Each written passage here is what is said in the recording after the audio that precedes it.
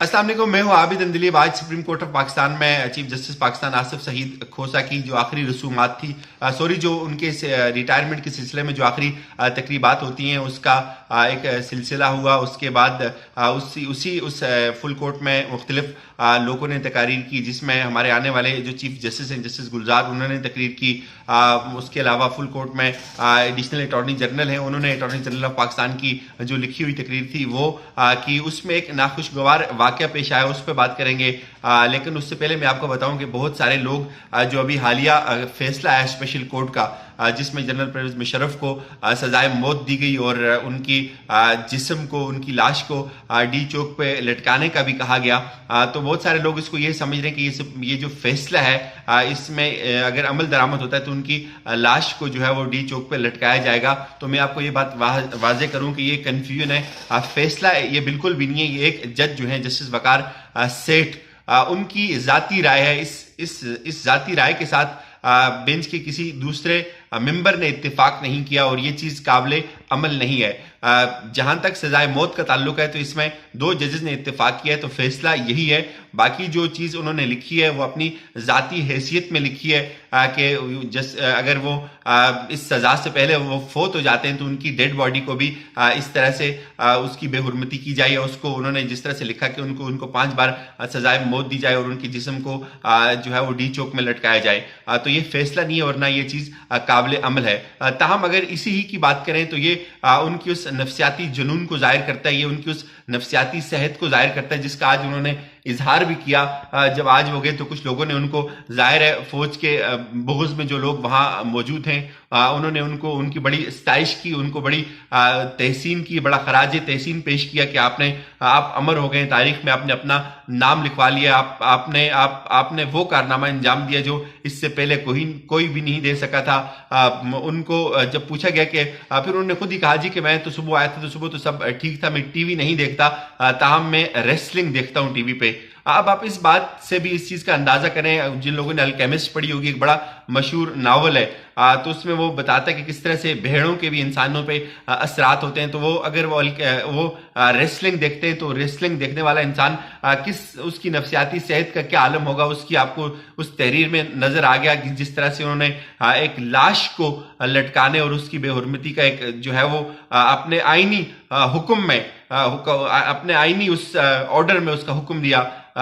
ये एक हैरान कुन बात है जिसका ना किसी मजहब से कोई ताल्लुक है, जिसका ना किसी इखलाकियात से कोई ताल्लुक है, ना रवायात से। 21वीं सदी में भी अगर एक जज जो पेशावर हाई कोर्ट के चीफ जस्टिस हैं इस तरह की बात करते हैं और फिर वो रेसलिंग भी देखते हैं, तो यही कहूंगा कि उनको टीवी से दूर रखा जाए।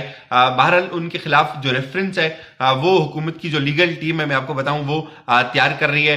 गालिब गुमान यही है कि शायद पीर या मंगल को वो रेफरेंस भी उनके खिलाफ जो है वो दायर कर दिया जाएगा।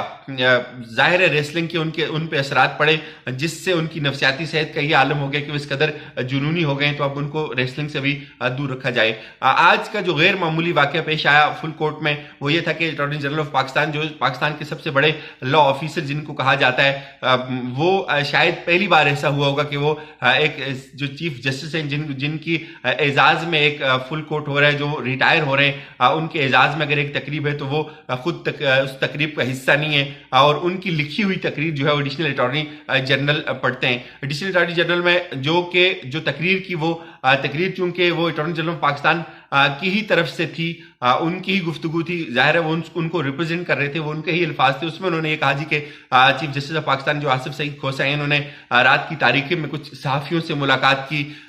ये हवाला दिया गया कि उसमें उन्होंने जो खोसा साहब थे उन्होंने उस सहाफियों के साथ उस मुलाकात में जो ऑफ द रिकॉर्ड मुलाकात थी, ये बात कन्फेस की। उन्होंने ये कहा जी कि उन्होंने उस मुलाकात से ये तासुर मिला कि वो जो खोसा साहब हैं वो मुशर्रफ की सजा के हामी है, मुशर्रफ को सजा देने में उनका कोई किरदार था। इस तरह की गुफ्तगू हुई।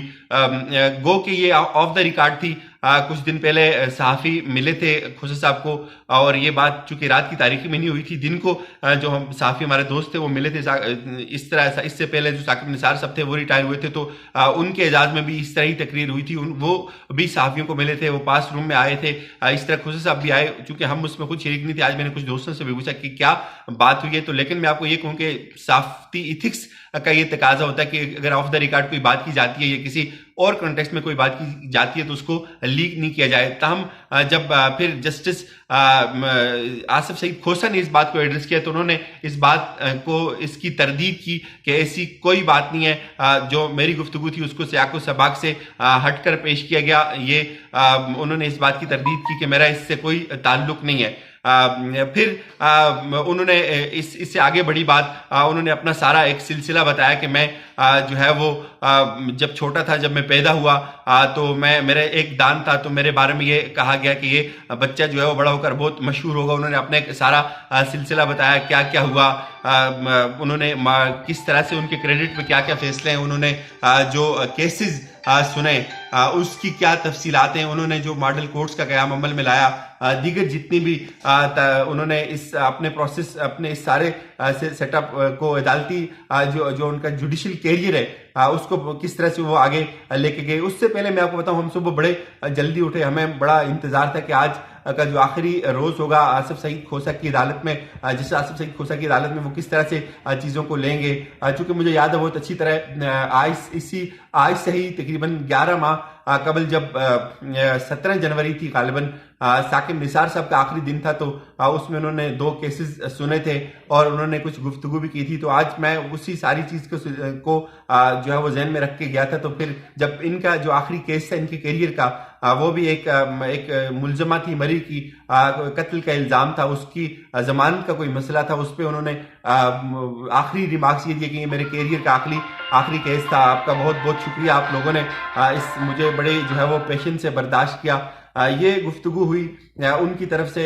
ये बड़ी एक मतलब दीदा ज़ेब मुनाजर होते हैं जब एक सिटिंग चीफ जस्टिस जिसका एक बड़ा लंबा तजर्बा होता है, जिसका एक लंबा सिलसिला होता है, जब वो अपने कैरियर का आखिरी केस सुन रहा होता है तो यकीनन उसके लिए भी ये यादगार होता है, देखने वालों के लिए भी, उस इवेंट में आने वाले लोगों के लिए भी। हम खैर अपनी खबर या अपने एंगल के लिए वहां जाते हैं। ये बातें हुई।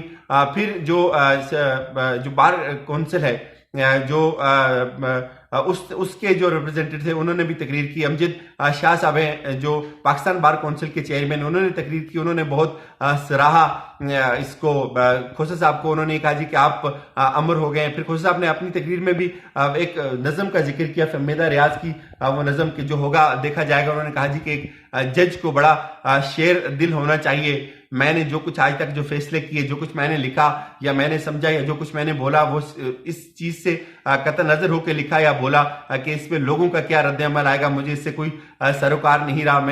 मैंने जो चीज मुझे दुरुस्त लगी मैंने उसी पे बात की।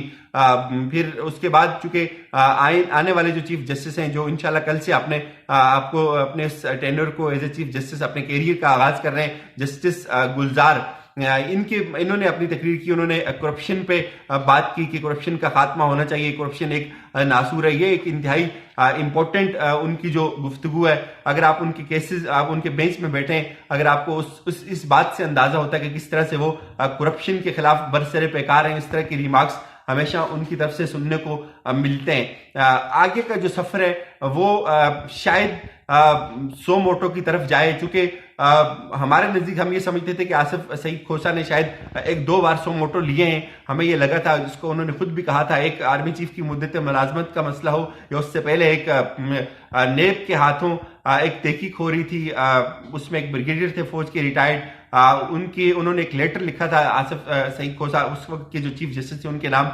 तो ये कहा गया था कि उन्होंने उसको सो मोटो में टेकअप किया है, उसका भी कोई पता नहीं लगा। इस पर भी आसिफ सईद खोसा साहब ने कहा था कि नहीं, उन्होंने कोई सो मोटो नहीं लिया, हालांकि इसके बावजूद भी दरखास्त गुजार अपनी दरखास्त वापस ले रहा था।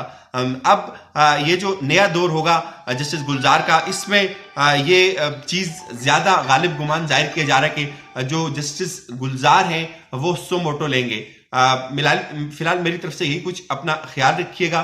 ताहम इतना जरूर है कि जो जस्टिस वकार है उनकी छुट्टी होती हुई नजर आती है और आगे का जो अदालती सफर है वो निस्बतन बहुत आसान और बहुत सहल, और पाकिस्तानियों के लिए उसमें अच्छी खबरें होंगी। अपना ख्याल रखिएगा। अल्लाह हाफिज।